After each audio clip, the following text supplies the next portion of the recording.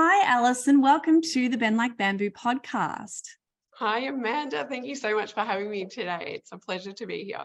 Oh, thank you so much for being here today, especially on Easter Monday. I know, it's But cool. It gives me something to do that's exciting on Easter Monday. yes, no, thank you for squeezing in this one. And everybody, this is Allyson Brown. Let me introduce you properly. Allyson Brown is the director of Everheal and creator of the 4-Step Life Formula program. She completed her PhD in analytical research in 2010, has presented nationally at the 2020 Virtual Disability Expo, and was acclaimed speaker at the 2022 Symptom-Free MS Summit. After suffering from multiple sclerosis since 2005, Allison was forced to resign from her corporate job due to debilitating fatigue and brain fog. However, Allison's life changed forever when she discovered the healing properties of food, which helped her to overcome these symptoms and restore her quality of life. Allison then researched recommendations from experts and functional medicine practitioners from across the globe to discover the critical links between gut health and autoimmunity, and ultimately how to use food as medicine. And Allison is now dedicated to sharing her research and Life Formula program to help educate and encourage and empower fellow autoimmune sufferers about how to improve their health naturally so they can get the most out of life. How cool. Welcome, Allison. Thank you so much. It's been such a journey, but I'm so glad that I'm in the spot now that I can help other people to improve their quality of life too, because it's not easy living with an autoimmune condition, is it, Amanda? No, there are moments where I totally forget, and there's moments where I absolutely don't forget and I realize, oh yes, that's still happening. So I would love to know how you were diagnosed. Okay, so my first symptom was actually when I was running up some stairs and my right knee kind of dropped out from under me, and I was like, oh my God, how clumsy was that? Didn't really think much of it, but I had sort of hurt my knee, so I was seeing a physio to get some work on that to sort of rehab it. And during the physio sessions, a few weeks had gone past and I started developing a numb patch in the middle of my back between my shoulder blades. And I mentioned it to her and she said, oh, that's not normal, And I was like, oh, I'm sure I'm just pinching a nerve. I don't think it's anything to worry about. And she was like, yeah. And she started reeling off these lists of different conditions that it might be. Now, all I remember was blah, blah, blah, because I didn't know any of the conditions except for when she said multiple sclerosis. And I kind of went, oh, well, I know that one because of the MS readathon and things like that we did when we were kids. Yeah. Anyway, so she said, I think you should go see a doctor. So I went to the doctor. And by that stage, it was a couple of weeks later, and my whole right side from my breast down was completely numb, and my legs were starting to not function very well. And they did some tests to test out how numb my feet were. And the doctor basically got my toe and she was pushing it up or in the middle or down, and I needed to tell her what she was doing without looking. I had no idea, so I had to guess. I sort of went, up, and she was like, okay, well, we'll try again. Now, I just knew that I didn't get it right. Anyway, so I must have got it wrong. She tried it 3 times, and each time I obviously just didn't get it right. She said, I need to refer you to a neurologist. Went to a neurologist. He did a few tests, said, let's get an MRI done. MRI of my brain and spine showed up lesions, which, as you know, is part of the MS sort of symptoms or the cause. And it was an MS diagnosis. Yeah. Were you diagnosed with relapsing remitting MS? Yeah, I was. And I had, over the space of 15 years or so, I had about 20 relapses that affected my brain and spine in various different ways. But I've experienced a large gamut of the actual symptoms that you'd commonly experience with MS. So numbing, tingling, optic neuritis, brain fog, fatigue, difficulty walking, a lot of different things that have affected me over the years. And I was on disease-modifying therapies for 15 years as well for that time, and they didn't seem to help my relapses, which was unfortunate. But so I've been through some tough times, some very tough times, but glad to be out the other end now. Yeah, it's a difficult journey, isn't it? Especially starting those injections that there's some of them just go a little bit under the skin, but they sting like a bee sting. Some of them are intramuscular, and you have to learn how to inject yourself with long needles in your thighs and stomach. It's a big journey, isn't it? Oh God, I remember when before I was diagnosed, when I was growing up, I said to my mom, like, if I ever got diabetes or something and I had to inject myself, I don't think I could do it because I didn't really like needles. Yeah. And then here we are, and I've had to do about 6,000 injections over my time, like subcutaneous, as you say, under the skin, injections. And a couple of times my auto injector didn't work because, for anybody who doesn't know, these injections, like you get the needle, you pop it into a little tube, and you screw on the lid, and it's got like a little button on it, so it actually auto injects into your skin when you put pressure on it. But mine had broken, and I was away from home, and so I was like, oh my God, I don't know what to do to actually just stick a needle in my skin. I don't know how to do that because they don't kind of train you on what to do if you're auto injector, which makes it very easy, what to do if that breaks. So that was quite a journey as well. Yeah, I had a nurse that would come over, and she thankfully taught me how to do all of it, and from stretching the skin to darting it. And I remember when I was paralyzed in hospital, my twin sister had to stretch the skin for me because I only had one functioning arm. This one was paralyzed. So she'd stretch the skin and I darted it. It was just things you've got to do. I know, right? Stories. It's insane. You think back at it now and you're just like, oh God, I can't believe I went through all that. Yeah. Oh, yeah. So it sounds like nutrition has been a game changer for you. Absolutely. Yeah. So how did that journey start? So as I say, 20 relapses or so, but in 2018, I got what I considered to be my life-changing relapse. And I had such crippling brain fog and fatigue that I could no longer do my job as an analyst because I couldn't even work out what 8 divided by 2 was one day. It was really, really bad. My fatigue was out of this world. I just couldn't muster up the energy to even do things that I enjoyed, which was really, frustrating. And I had anxiety and depression because I sort of felt my life just drifting away. And I spent months just sort of binge watching Netflix and eating junk food and kind of just feeling sorry for myself, wondering what happened to my life. I realized that if I didn't work out how to get myself better, that miserable existence that I was living day after day, which was just doing nothing, being nothing, feeling nothing, would be as good as my life would ever be. And that terrified me. I was just so worried that would be it. And so I was like, all right, Allison, you got to try something. And in the back of my mind, I'd remembered, hearing about dietary changes in the past. I was like, maybe I'll give it a try, but, I don't think it's going to really help or anything, but I've got to rule it out as being like, well, I tried it and it didn't work. Yeah. So reluctantly, I changed my diet and I started eating a paleo-based diet. And within 3 months, my energy came back, like flooding back, like when I was a teenager. My brain was functioning again. I didn't have anxiety and depression. And I wondered what the heck had gone on, because that was game-changing, like life-changing, like what you said. And so that's when I started researching, because I was like, I need to know why this happened, because I don't get it. Food modifying some sort of, having this miraculous disease impacting journey. Like what? How did that happen? We're so connected, aren't we? Where, our biochemistry is connected to what we eat, how we think, how we feel. And, now it makes sense, but yeah, we're not really educated in that way when we're younger. It's starting to come through more now, but back, a while ago, 10 or 20 years ago, it wasn't often spoken, and it certainly wasn't spoken about at any of my neurology appointments. Yeah, absolutely.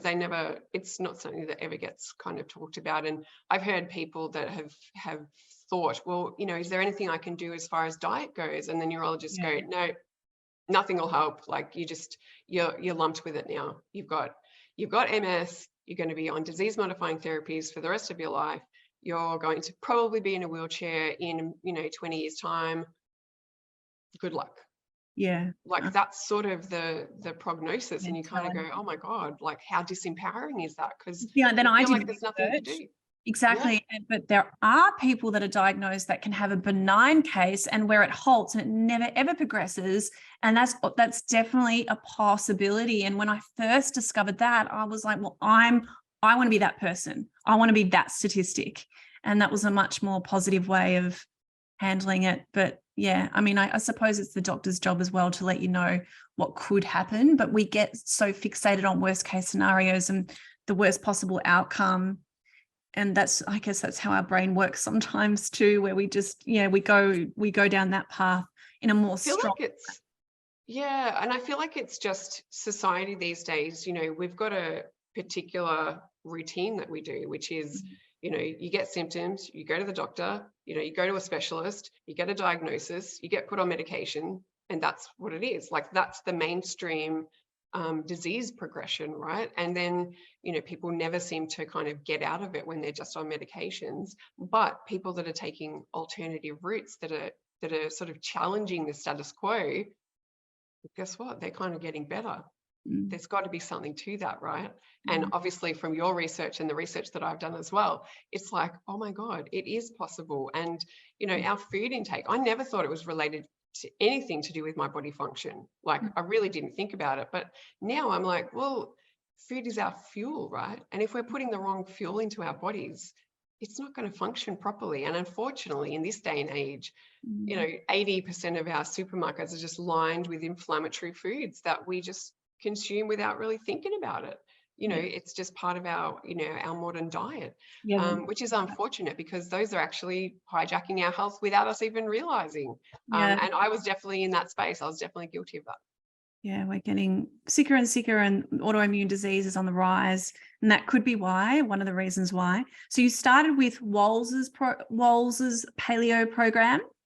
Yeah, well, I'd read a little bit about Wals, so I was kind of like, well, I'll just start there. She was a really good inspiration for, a place to start. I didn't go as hard as like the Wals protocol would necessarily dictate, but I did cut out, inflammatory foods, which I think was the big driver.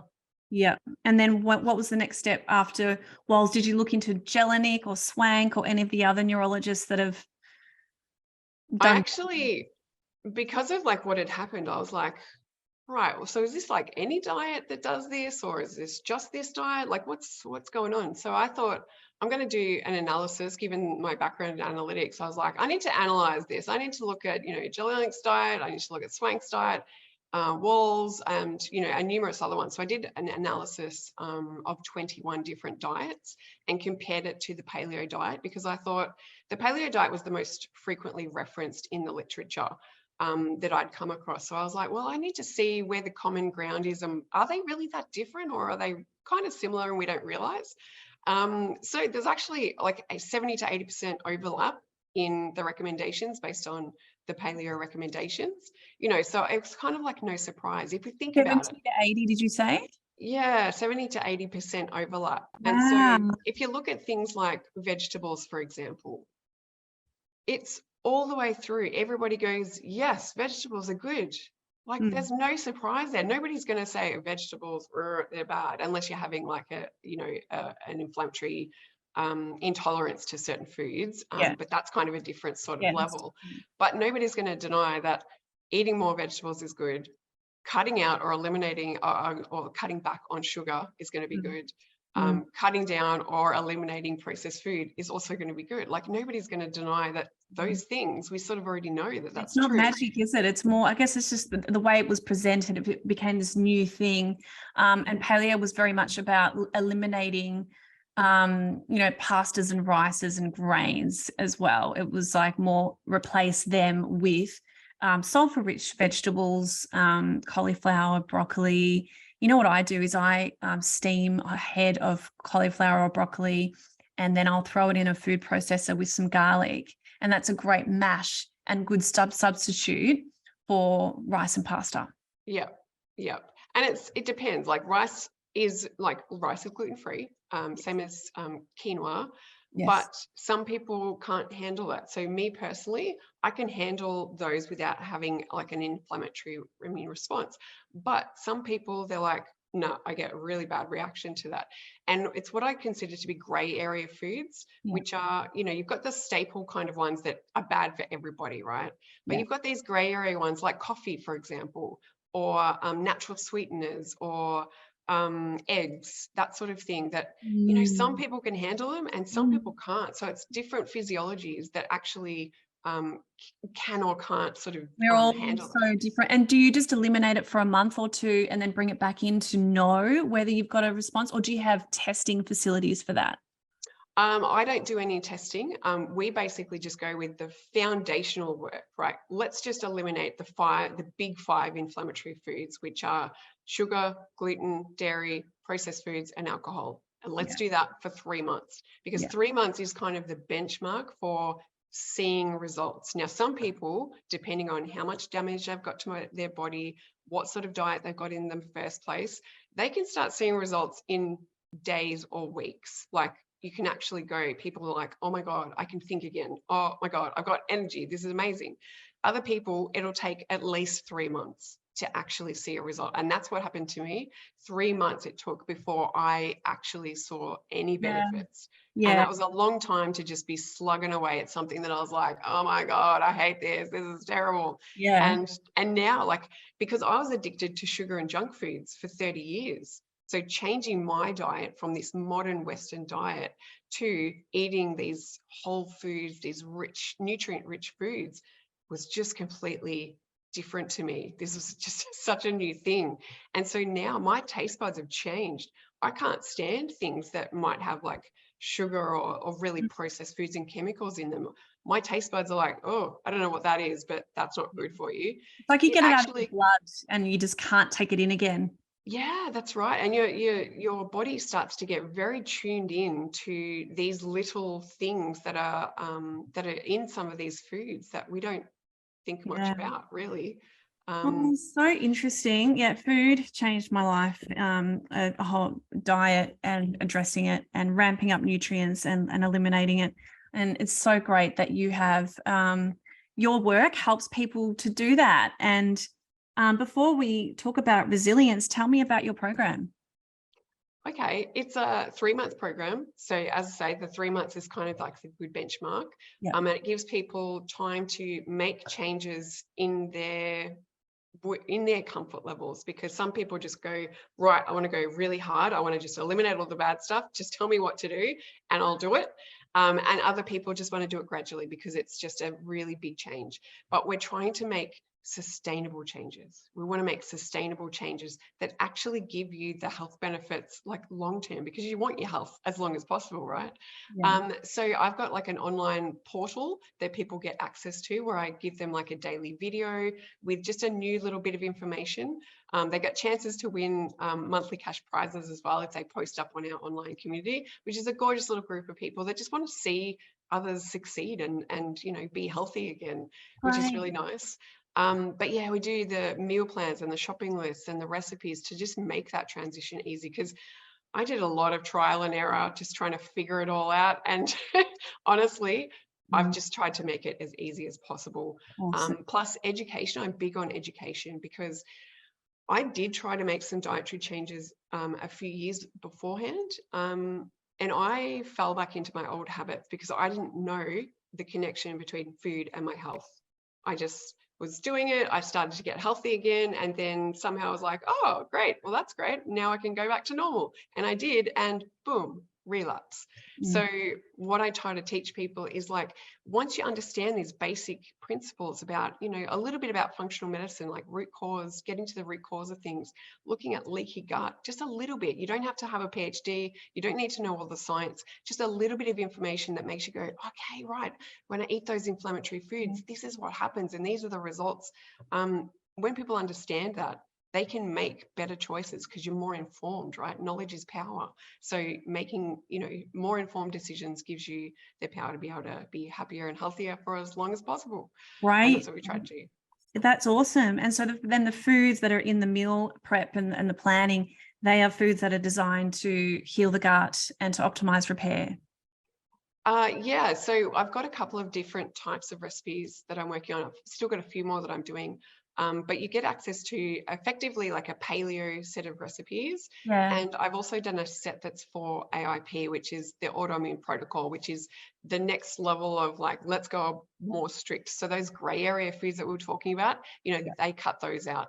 And it gives your body the best chance of actually repairing because it's taking out any potential source of inflammation. Let's just start with that and see what happens. But basically, by the end of the program, if you're not feeling any better, one, I refund your money because obviously if you've made all these changes and you haven't seen any results, then I refund your money because obviously it hasn't worked. That's never happened. But also I recommend to go and see a functional medicine practitioner. If you're at the end of the program going, I feel a little bit better, but I've still got a bit of brain fog. I've still got a little bit of whatever. And we haven't been able to flesh out why, because usually we can.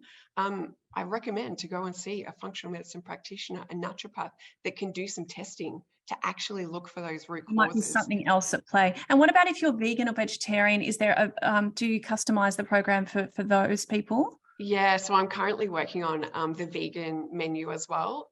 So I'm about halfway through doing that at the moment. So I'm going to have that as an option as well, because we've all kind of got different preferences. So I'd like to be able to make sure. Does it successfully too, doesn't he? His research shows that eating in a pescatarian or a vegetarian or vegan way is still very effective.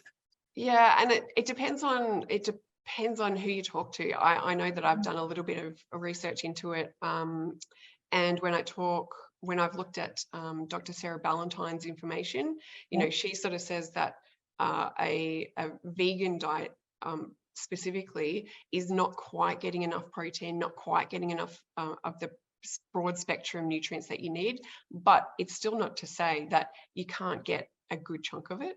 And you could use supplements to actually get those other bits and pieces, but it's still going to be a lot healthier if you're eating whole foods, regardless of whether it's you got to do what's right for you. Exactly. And it's interesting because Dr. Terry Wells was vegan and she switched to paleo. But then there's lots of research that shows through Jelinik's work is you can do it quite successfully in a vegetarian or a pescatarian way. But really, as we said before, the common denominators across the board are really, ramping up. You've got your recommended daily intake of fruits and vegetables and fiber and hydration, but you've got to ramp it up even more when you're in need of repair or when you're going through a stressful time. And that's what I do is I ramp up my protocol when either I've got symptoms or if I know I've been through a stressful time and I just need to ramp up that repair. And then I can go back to my maintenance program when I feel like everything's okay. And that's when I'll bring back the gray areas and, you just check in with how you're feeling. Absolutely. I think that's the best thing that you can do because, the nutrient value that we're putting into our body, they're the amino acids, they're the building blocks for all the reactions that happen into our body. So if we're fueling it with the wrong stuff in the first place, it doesn't have what it needs to actually function properly, particularly when it comes to our mitochondria, which are the little energy powerhouses in our cells. If they're not functioning, you don't get energy, right? So, and this is a problem. But as you say, when you're already sort of compromised a little bit with your health, we need to focus on those nutrient rich foods that give our body the best chance it can to heal. And alive food, healthy food, fresh, whole foods. Who knew that might produce energy? So tell me, what does resilience mean to you, Allison? Look, I think resilience for me is about never giving up, because you can get knocked down 100 times, like what we would have been done, like with our diagnosis, and you just get hit after hit after hit. Resilience to me is going, I'm not giving up. I'm not giving up on myself. I'm actually just going to keep on trying to figure this out, keep learning. Just having that ability to just pick yourself up, to be able to go, no, let's keep going. Let's just keep trying, because one day the penny will drop. One day something is going to work and you're actually going to see results. And then it's self-perpetuating. Once you start seeing results and feeling results, you go, okay, this is working. I'm going to just keep going. But that's what resilience means to me, is just never giving up on yourself. I love that, because we often give up just before the gold. It's like we can't see that it's just there. And if we just keep going, when other people come in and they take over, say, a business path, for example, then research has showed any sort of success stories and books that you'll read is, it is that ability to keep going, because you never know when you're going to find your pot of gold, whatever that is for you. Is just keep going and to be kind to ourselves along that journey, because it's great to be a go-getter, but we can exhaust ourselves too when we keep going. So how do you do that for yourself in a kind way that still helps you to stay energized and healthy? That's so hard. Yeah, and it's one of the things that we do look at in the Life Formula program too, is 7 key life areas. So we look at, are you getting enough rest? Are you eating the right things? Are you socializing? Are you doing relaxation like meditation, exercise? Are you getting some sunshine? And are you doing something that makes you happy every day? Just these little life area things that also contribute to your overall health and well-being. Diet is the first one that we really hone in on, because obviously we want to be fueling our body with the right stuff first. But all of these external factors, like if you've got high stress, which, as you know from your previous experience and mine as well, high stress, obviously your cortisol levels are up, you're in fight or flight mode all the time. Your body can't be in a stressful state and heal at the same time. It doesn't work that way. It can only do one or the other. So we need to make sure that those stress levels are managed and are keeping down as well. So it's a holistic kind of game, but one that is achievable if we take small little steps. And it's not about trying to do something really big, make massive big changes, because that's not sustainable. It's about making little tiny steps in the right direction, and that adds up to big results sometimes. I totally agree. Well, you've already explained something you've been through, which is, your diagnosis. Was there going to be something else, or was that what you were going to talk about today? Oh, look, I was happy to just talk about whatever today. But honestly, it's been a journey. As I say, I've had 20 relapses, which have affected all different areas of my body, and that's left some residual damage. Like, I can't say that I'm completely symptom free. I live a great life now compared to what my prognosis kind of was looking like before, but I still have residual damage, like neurological damage, which is not easy to fix or put a band-aid on. What are the symptoms? So I've got bladder dysfunction. I've got some numbing and tingling in my legs. I definitely get overheated in the summer. And I can't walk like great distances without having to have a rest. But, it's all manageable now. And, I know I can't change the past. I definitely can't change the past. I can't change the permanent damage that I've got right now, but I can change my future. And that's what I've been doing. And I think that's what I try to encourage everybody else to do as well, is just to try something a little bit, just so that your future looks better than, maybe what your past is. You can focus Some on of my symptoms, particularly my bladder ones, because I had lots of bladder urgency and frequency. The more I ramped up, and over many years, my symptoms actually did start to completely subside. Even the permanent damage that I had done, I've noticed that it can be possible to repair the lesions as well. They can shrink, but there can be some permanent damage as well. But I think I'm always open to the possibility of repair, always. And I do agree with you. I think for me personally, it's like any amount of eating that I'm doing isn't repairing that stuff. So there needs to be something else that I need to do. So something else that I'll be looking into in the future is some neurolinguistic, like, reprogramming. So if I've got like lesion here on my body, which means my legs don't function, what about if we find a new neural pathway that doesn't go through the damage? It actually goes a different way. Now, there's a lot of work that has to go into reprogramming, your nerves to actually fire in different ways, but it can be done. So that's something else that I'm working towards as well. That's cool. And surely the body in its own way tries to do that intelligently, Yes. And it's just repetition, and it's just retraining. It's, it starts with the mindset as well, about rethinking, I can do this rather than I can't or I shouldn't. It sort of starts with the mindset, but and a fair bit of repetition, but I think it's definitely possible. I think exercise and training, interval training and weight training for me has been a huge part in healing my brain as well as the food. Yeah, like it creates some amazing like endorphins and neurotransmitters that, this helps us in this repair process. Now, Yeah. it's not, what I tell people is, it doesn't matter how much exercise I tell you to do. If you're not eating right, well, that's not going to work. Yeah. Or vice versa. Like it's one of those things where you've got to kind of start with those foundational kind of points, like fuel your body with the right stuff, and let's talk about the external factors then as Yeah. well. And even on a deeper level, I believe that you can still eat all the right food and exercise, but if your mindset and your happiness and your ability to de-stress and to bring in joy is not right, it's also cancels out as well.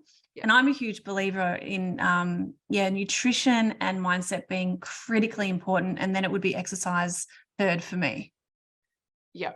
So I think if you're talking about mindset with stress kind of being attached to that, I'd say that would be mine as well, because I think a lot of people in this day and age, we've got, our stress levels are up to here because we're trying to manage jobs and kids and work and blah, blah, blah, like just everything. We're just overworked all the time and our brains are always on. So it's like I'm tired but wired. And unless we can kind of figure out how to settle that down so that you're not in that fight or flight response all the time, that's one of the keys to kind of healing as well. So yeah, it's definitely not just one thing, but we've got to start with nutrition is the first kind of step. As an absolute foundation. And, yeah, I totally agree. So tell me, what was your lowest point on your journey? Lowest point would be sitting on that couch, staring out the window, thinking, this is how I'm going to die. It's like a loss of hope. Yeah, it was just absolute rock bottom, helplessness, hopelessness, just desperation. I was like, I don't know what just happened, but I have all this potential. I've got my PhD, I've got, all these things that I sort of want to do. And yet my body was just like, not doing that. I think that's the biggest stress, when we have a goal and then we stop believing in ourselves or what can be possible for us. I call it the inner conflict, and it creates a stress response within. And when we can change our mind about that story, which is obviously what you did, is we've got to find hope and to find a way to never give up, to keep on going, so that we can prove to ourselves that what we want and our goals are possible. And it's a journey of believing in ourselves, isn't it?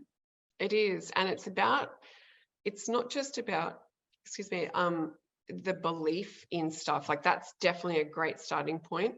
But then it's about taking the steps. Unless you take action, like you can go to all the free seminars, you can listen to all the podcasts or interviews or anything like that, you can go to trainings. Unless you actually take the steps, nothing will change. It's like Einstein's definition of insanity, which is exactly what was happening to me. I was like, why aren't I getting better? It's been months. I wasn't doing anything. How did you move into action?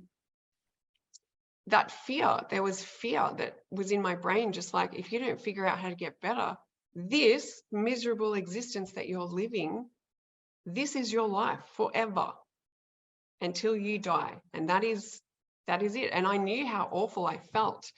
And that scared me. And there was a little voice. There was a little Allison voice inside my head going, you can change this, like just try something. And then, you've kind of got that inner conflict going like, but I'm exhausted and I don't think it's going to work. And I just can't be bothered. It's just too hard. Yeah. Everything seems too hard. But sometimes we just have to stretch ourselves a little bit, just a little bit, to just take a chance on something that might actually help you. And I'm so glad that I did. I was so skeptical before. I've got some before footage because I was taking weekly video blogs to try to keep myself accountable, because I knew that if I could cheat, then I probably would. I wasn't motivated except for the fear. So I sort of was like, oh, I don't know how I'm going to stay on track. Maybe I'll try to just do a video just, to help me kind of talk about my successes and my challenges. But it seemed to help, and you can really see the difference now. Oh my gosh, that would have been huge. Who were your biggest supports around you during that time? My husband, for sure. Every time that I'm like, I've got some new harebrained idea, like, honey, we need to change our diets. I've got to start eating healthy again so that I can get my health back. And he's like, okay, like he'll just he'll just be on board because he knows that, that was, he used to come home and I would be like, hi, and he'd look at me and just with these sort of sad, helpless eyes, just going like, I know you're not well, but I don't know how to help you. Yeah. And it's sort of scarred into my mind. And this was one of my big reasons was, this was my why. Why am I bothering doing this? It was partly to get my own life back, but it was also because I was like, I just can't bear the thought of seeing him so unhappy and so helpless every day that he comes home. And now I get to like run up to him and be like, hi, honey, and it's so great because he's got a big smile on his face. But he was definitely my biggest support. And that's made the world a difference to me. So tell me, what are the main things you learned on your journey? The main things I learned was that I had to be open to a new way of thinking. Yeah. I had to realize that my knowledge of how you treat illness wasn't the right way. It was the standard mainstream way of doing things, but this is not helping us. Like, as you mentioned before, like the rates of autoimmunity and all chronic disease just keeps rising, which makes no sense to me. Like when I was doing my research, I was like, I don't get that. We're in the most medically advanced era in human history. Those numbers should be going down. We should be getting cures for everything, right? But why? This is not happening. And if you have a look at, it was over the last 100 years, let's say baseline 100 years, that the rates of disease have just skyrocketed. If you look at what's happened to our dietary intake over that time, well, what our grandparents and our grandparents used to be eating was just living off the land. And everyone before that was doing the same thing. Now, since the turn of the century, our last century, we've now gone with like a lot of processed foods, a lot of fast food outlets, this kind of thing. Guess what? They're married. These are hand in hand why the disease rates are rising. And yeah, it's one of those big things where I was like, I need to just keep researching, keep learning. Education was a huge part of it, I think. Hence why you created a program to help others to be educated as well. Yeah, because it was the only way that I could see myself succeeding. And like, I haven't fallen off the wagon like I used to, where, I'd had this fixed mindset of, I'm doing this diet and it's just for a couple of weeks just to lose weight or just to do this. And, it was very just a closed mindset. And now that I kind of realize it, I was like, wow, I've just been looking at it all wrong. When I first started to change my diet in 2018, I actually said on a community group, I was like, how much longer do I have to keep doing this diet for? I'm not feeling any benefits. So I had this fixed mindset that I just needed to do it for however many months, like 2 months, and that was it. I can go back to my old ways, not realizing that my old ways were what was the problem in the first place. So having that education has allowed me to just change my lifestyle now. This is the new me. And it's strange because, I have parties and my friends are like, you're not drinking, Allison? That's different. And, oh, you don't eat that food? That's different. But now I'm not tempted by any of it because I know how I feel and I know the consequences of if I don't do this.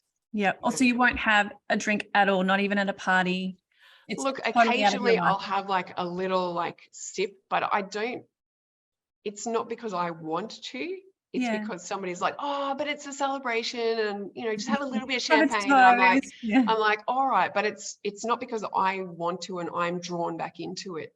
I'm in complete control now. And for somebody that had sugar addiction for 30 years, that lack of control consumed me for ages. I'd try to do the diet and then it'd be like, sugar would just be calling my name and I'd be like, oh, I just have to have some, and it's that feeling of just being out of control is very, very strong. And this is the reason why people can do, I do a fixed diet, like I'm doing it for 2 weeks and then I'm back on to my old habits. Yeah.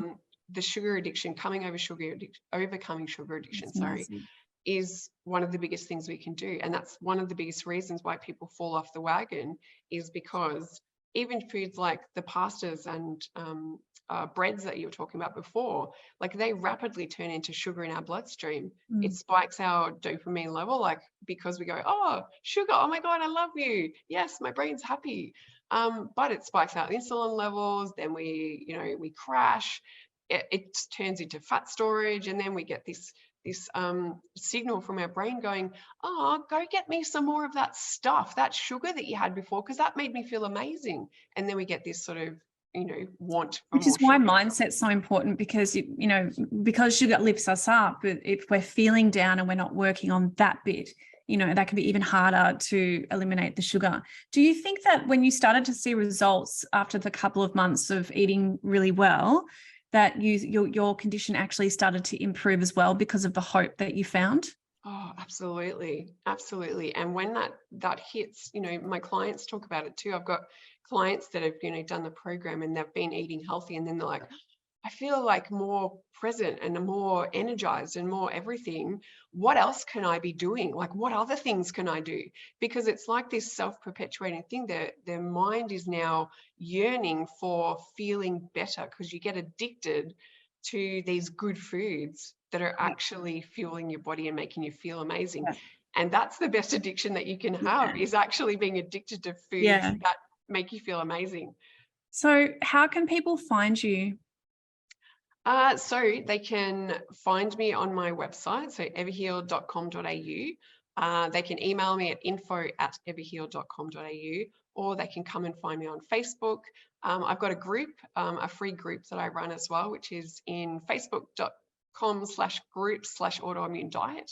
They can come and join me there and get some free tips on, just how to eat healthy, and some little tips and tricks on recipes and things like that, that can be really helpful. But yeah, it's they can find me. I'll have all of those links on the blog, and on the YouTube channel, and across all the channels as we share your beautiful story. Thank you so much for being on the podcast, Allyson. Thank you, Amanda. It's just been a pleasure to chat with you, and I'm sure that we'll have more chats in the future. I'd say we'll be solving the world's issues. Definitely. I think you'll definitely have to be a special guest speaker at one of my retreats. Yeah, sounds amazing. I love it. Yes. So everybody, thank you for listening. Please review and subscribe to the Bend Like Bamboo channel. Thank you for listening, and I'll see you next time. See you, Allyson. Bye, Amanda. Thanks for listening to the Bend Like Bamboo podcast. Please rate and share the episode with your community or anyone you think may need to hear this episode. If you would like any help with maximizing well-being and flexibility in your life personally, you can see me one-on-one at the private practice in Melbourne, or on Zoom if you are not local. You can book in or find more info at benlikebamboo.com. If you would like help remotely, I have a resilience program you can do as an online course with 6 ebooks and videos on mind, body, food, connection that include resilience and tools that can help you to feel happier and healthier after rebuilding from change, stress, or illness. If you would like help with boosting resilience and wellness in the workplace, you can book in for a free Zoom discovery chat. The Bend Like Bamboo at Work program can be delivered in person or virtually. And if you would like to inquire about Bend Like Bamboo at school, you can find information on all these programs on my website, amandacampbell.com.au. And you can contact me on email, amanda@benlikebamboo.com. Thank you so much for supporting the podcast, and remember that flexibility builds resilience, and no matter what you are going through, you can overcome it and discover what you are made of. See you at the next session.